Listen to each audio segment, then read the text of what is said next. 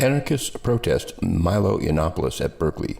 Milo Yiannapoulis, a right-wing commentator and Trump supporter, is a former far-right editor for Breitbart News. When Berkeley College Republicans of UC Berkeley said that this controversial alt-right commentator would speak there, anarchists and others decided to protest. Hate speech! Hate speech is not free speech!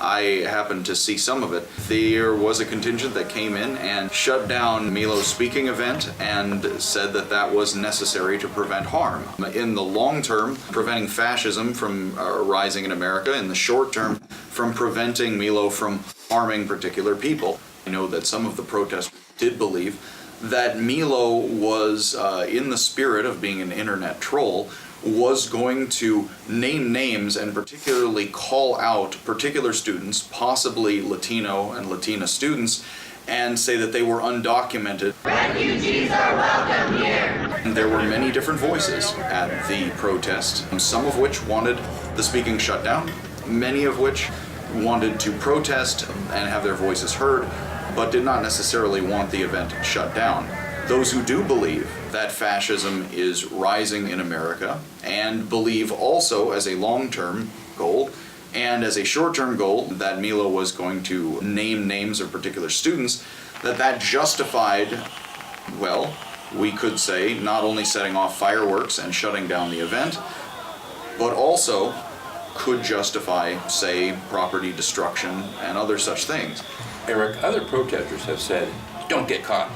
Stay safe and smash the state. A storefront window becomes a vent to let some fresh air into the oppressive atmosphere of a retail outlet. A building facade becomes a message board to record brainstorm ideas for a better world.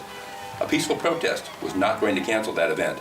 Only the destruction of glass and shooting of fireworks did that. A diversity of tactics is necessary. People need to know, and I hope that they do know, that there are people like them who are willing to fight back by any means necessary. Eric, what is your take on people with attitudes like this? Some people feel that they need to respond to that in more extreme ways. A peaceful protest would not shut this event down. While we all hopefully have freedom of speech such that we can express ourselves any way we like, we unfortunately don't have the right to express our speech anywhere we please. It is a judgment call as to whether or not to allow a Klans member to speak in your home or on a university campus. That actually is a matter of judgment. And in the very same way, if anyone was delusionally insane and wanted to scream about all sorts of unpleasant things, they don't necessarily have the right to have 15 minutes on CBS News.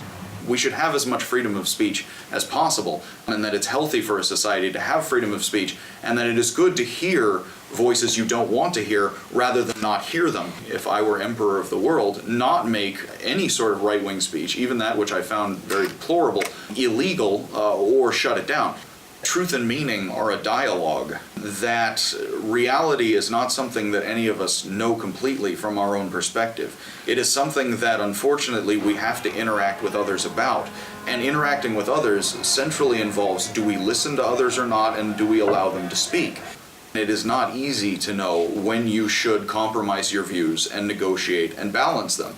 It is certain that Milo, and many who agree with him, believe that the left wing is on the way towards something like Nazi Germany, much as those in BAM or who believe that Milo should be shut down by any means necessary believe that it's Milo who is on the way towards something more like fascist dictatorship.